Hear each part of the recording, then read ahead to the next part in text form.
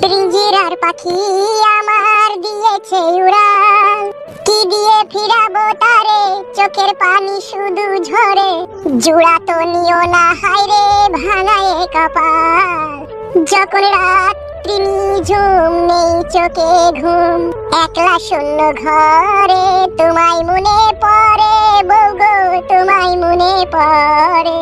তুমি এত নিষ্ঠুর পাষাণ হলে কিভাবে, বুঝতে পারি না গো বিধি, আমি কি যে ঝামেলায় এখন পড়েছি, নিজেকে বুঝাইতে পারছি না। কি করিব কোথায় যাব, মনে হয় নিজের মাথা নিজে নিজে ফাটাই গো, ফাটাই গো। ও তুই যে কাজ করলি গো আমার শোনাবো, এর ফল তুই একদিন পাবি, যেই দিন পাবি সেই দিন বুঝবি ভাতা ছাড়া কি যে জ্বালা গো, জ্বালা গো। ও তুই আমাকে কাঁদিয়ে সুখ তুই কোথাও আর যে পাবি না, যেখানে যাবি সেখানেই জ্বলবি, মনে রেখে দি সেই ফালতুর অভিশাপ আছে গো, আছে গো। এ ভাই ফালতু আর দুঃখ করিস না ভাই, তোর জন্য সবকিছু করছি আমরা। কি আর বলবো কালো কুকুর ভাই, সত্যের যুগে মেয়েরা স্বামীকে ভগবানের চোখে দেখতো, আর এই মাঙের কি যে যুগ এলো, স্বামীকে কিছু গ্রামে ভয় দিচ্ছিস তুই। কি বলছিস ফালতু তুই?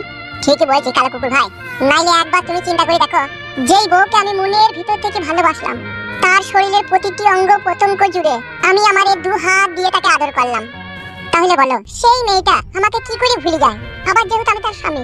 তোর বুদ্ধি হুঁশ একটু কম আছে বুঝলি ফালতু। কেন? দেখ ফালতু তোকে আমি একটা সত্যি কথা বলছি, হ্যাঁ বলো। আসলে বিষয়টা যেটা হয়েছে না, মেয়েদের মন এমনিতেই বেশি নরম হয় বুঝলি তো, আর এই নরম হওয়ার জন্য না এরা অল্প জিনিস এই মানুষকে আপন ভেবে নেয়। এটা আমার বিশ্বাস হলো না। কেন বিশ্বাস হলো না কেন? আমার সাথে তো 3 বছর আমার বউ সংসার করলো, আমার খেললো, আমার পড়লো, আমার সাথে শুইলো, তা আমাকে আপন ভাবলো না কেন?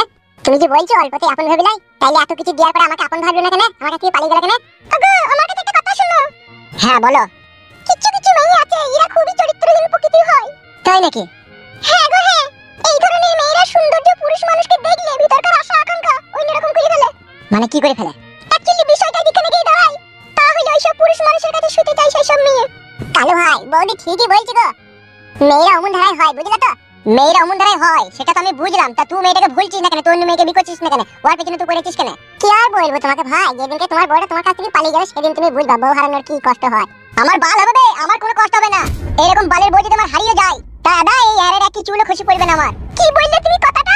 তাহলে তোমার মনে মনে এই আছে, তোমার জন্য আমি আমার নিজের জীবনকে বাজি লাগালাম, আর তোমার মনে তাইলে এরকম আছে আমার জন্য?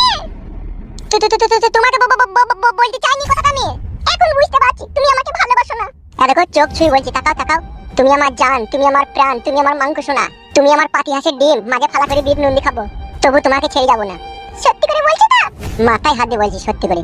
কালো কুকুর ভাই বউ দেখলো তোমাকে ছেড়ে পালায়নি, শুধু একটু অভিনয় হলো এখনই, তাতেই তোমার মন ভেঙে গেল। আর আমার বউ আমাকে 3 বছর ছেড়ে চলে গেছে, আর এই 3 বছরে আমার চোখের সামনে দুটো পুরুষ মানুষের কাছে শুনলো, না জানি আর আগেও কারো কাছে শুতেও পারে। তাহলে আমি বুকের ভিতরে কত কষ্ট নিয়ে বেঁচে আছি বলো তো ভাই। সত্যি ফালতু, তোর ভালোবাসার কোনো তুলনা হয় না রে। তুই হচ্ছিস কয়লার খনিতে থাকা এক ঝলমলে হিরে বে, আর তোকে ইটের টুকরো ভেবে তোর বউ ছুরি ফেলে দিয়ে চরম অন্যায় করেছে, বহুত পস্তাইতে হবে তাকে। সে তো জানি গো ভাই, ভগবান ছাড় দেয় কিন্তু ছেড়ে দেয় না। একটা দোকান খোলা না, শুধু মুড়ির দোকানটাই খোলা ছিল। ওরে ভাই তো লিগা মুড়ি পান লেগি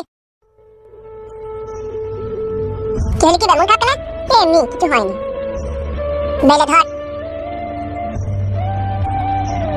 আদালে এই চিটটা জলে খেয়ে নেবে, মুড়িটা খেয়ে ধর, পেট ভরে খেয়ে নেবে ঠিক আছে, আবার সে 2 দিন পরে খাবার পাবি। হ্যাঁ রে কালো কুকুর। হ্যাঁ বল। এই ছোড়া তো খাওয়ার ব্যবস্থা হলো, তোদের দুজনের তো খিদে লেগেছে, তোদের খাওয়ার ব্যবস্থা তো করতে হবে। দেখ তুই যা ভালো বুঝিস তাই কর। কি ব্যাপার রাগ করছিস নাকি? বৌদি তুমি তো বুঝতেই পারছো, সেই আসমান দিয়ে কিচেন ফাঁকের গর্তে আমরা কোনো আটকে গেছি, এখন এইভাবে 2-4 দিন আমাদের কাটাইতে হবে, আর কোনো উপায় নাই। তোকে বললাম নাকি আমাদের জন্য খাবার লাই, তা হইলো আমার একটা বিবেক নাই, তোদের খালি পেটে রাখবো তা কি করে হয় রে? ওই এমএলএ সাহেব 12 ভাতারের বেটাকে মার্ডার না করা পর্যন্ত আমি 1 গ্লাস পানিও খাবো না বে।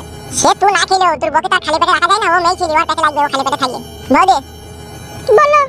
কালো কুকুর তো সন্ধ্যাবেলায় আসার কথা দিছে নাকি তোমাকে? হ্যাঁ হ্যাঁ ওকে ফোন করে ডাকবো।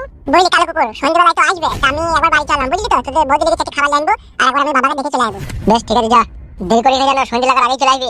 সে বলতে হবে না, আমি যেই পালিয়ে আসবো। কি রে ফালতু তুই মুড়ি খেলি গা? তোমরা খাবা না মুড়ি? ওই তো বালের ওই কটা মুড়ি আমি খেলে আবার তোর পেট ভরবে, তুই খেলি গা যা। বেশ ঠিক আছে।